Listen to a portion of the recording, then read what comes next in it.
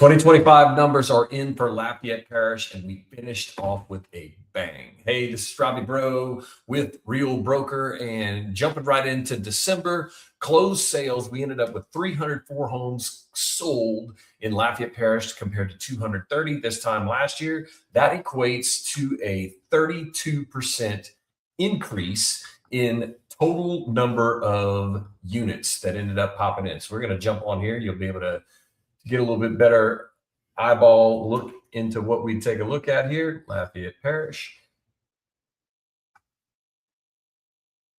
Closed sales, 304 homes compared to 230 homes. And you can see the shape for the most part was a little bit, was pretty similar, except for November, December, we had a big jump. So December actually ended up ranking higher than most other sales at the end of the year. We're pretty much dead even with September, which is a little bit of the summer layover, but only the summer months turned out to be a little bit busier than December. And that is actually trending to move forward whenever we're looking into January, first quarter of 2026. Dollar volume told us a similar story.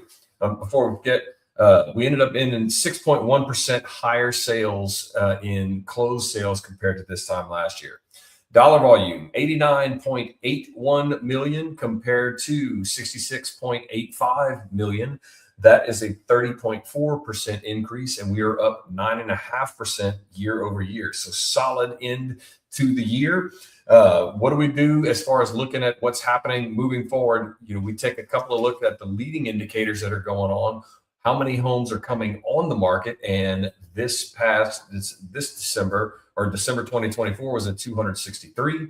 December 2025 had 254. So we actually saw a decrease in the supply that was coming through. That's, we're getting a little bit more demand, obviously, with the closed sales and what's happening on the pending sales. So pending sales told us a little bit different story. We had 169 compared to 196 sales. That is a 16% increase in total number of homes coming off the market. So we had a 3.5% decrease in the supply and a 16% increase in the demand that pops up. So the spread for December ended up being just shy of 20% whenever we're taking a look at available homes for sale, because we had a good decrease of homes coming off the market due to the higher demand. Where does that come from? Our interest rates have still been creeping down into the sixes. We've had some really good news as far as mortgages are concerned. Trump has announced a couple of things. First, they're talking about potentially buying $200 billion back in mortgage-backed securities. Depending on how this ends up and if it ends up going into place, he's kind of known for throwing out all kinds of wild and crazy ideas. Some of them take an effect. Some of them just get thrown out and stir things up in the market. But if it does happen, what ends up popping up on buying everything in one fell swoop, we could see a big decrease in the total total interest rate, which could spawn all kinds of activity. People that have been on the sidelines, that have been waiting this market out for the last few years, could potentially put their homes on the market. So we should see increase in supply and increase in demand as far as homes available for sale. The folks that have been needing to make a move haven't been stuck because they've been kind of handcuffed to their house. What could also happen is he buys these mortgage-backed securities over the long haul, which could be a gradual decrease in the interest rates that are coming from the 30-year fix. This is kind of if it does happen, this is kind of my prediction of what I'm expecting to see.